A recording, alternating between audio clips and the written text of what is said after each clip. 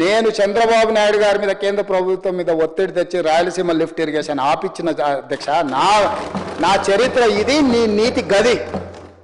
ఇవాళ నేను సూటిగా చెప్పదలుచుకునే వేదిక మీద నుంచి 2 రాష్ట్రాల మధ్యలో మంచి వాతావరణం ఉండాలని ఇప్పటి వరకు నేను సాధించిన విజయాన్ని కూడా నేను చెప్పుకోలేదు అధ్యక్ష.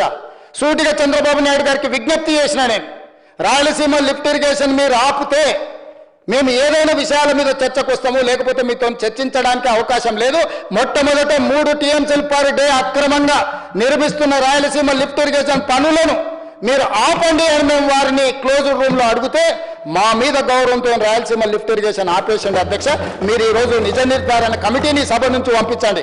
కూనంనేని సాంబశివరావు గారిని, అక్బరుద్దీన్ ఓవైసీ గారిని, బీజేపీ మహేశ్వర్ రెడ్డిని ఎవరిని కమిటీ వేస్తారో, ఇంక్లూడింగ్ బీఆర్ఎస్ మాజీ సాగునీటి పారుదల శాఖ మంత్రులు 2 ఉన్నారు, చంద్రశేఖరరావు, హరీష్ రావు.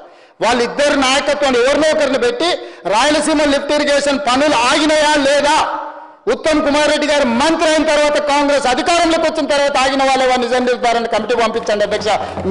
మీరు ఆదేశాలు ఇవ్వండి అధ్యక్ష. ఈ సభ నుంచి మేము అక్కడ రాయలసీమ లిఫ్ట్ను 3 టీఎంసీలు పర్ డే దోపిడీని ఆపిచ్చి చర్చల పేరు మీద ఈరోజు పాలమూరు రంగారెడ్డి ఎత్తిపోతలకు అనుకూలంగా నిర్ణయాలు వచ్చి ఉమ్మడి రాష్ట్రంలో మా ప్రాజెక్టులకు మీరు ఎలాంటి అభ్యంతరాలు పెట్టకండి, మా కడుపు కొట్టకండి అని వాళ్ళ మీద ఒత్తిడి తీసుకొచ్చి ఈరోజు ఒక కొలికి పట్టుకొచ్చిన మాత్రం. ఎయిర్ హోస్టెస్ పైలట్ కావాలి అన్నదే మీ కల అయితే ఏరో ఫాల్కన్స్ ఏవియేషన్ అకాడమీ అడ్మిషన్స్ కోసం డిస్ప్లేలో కనిపిస్తున్న నంబర్కి కాంటాక్ట్ చేయండి.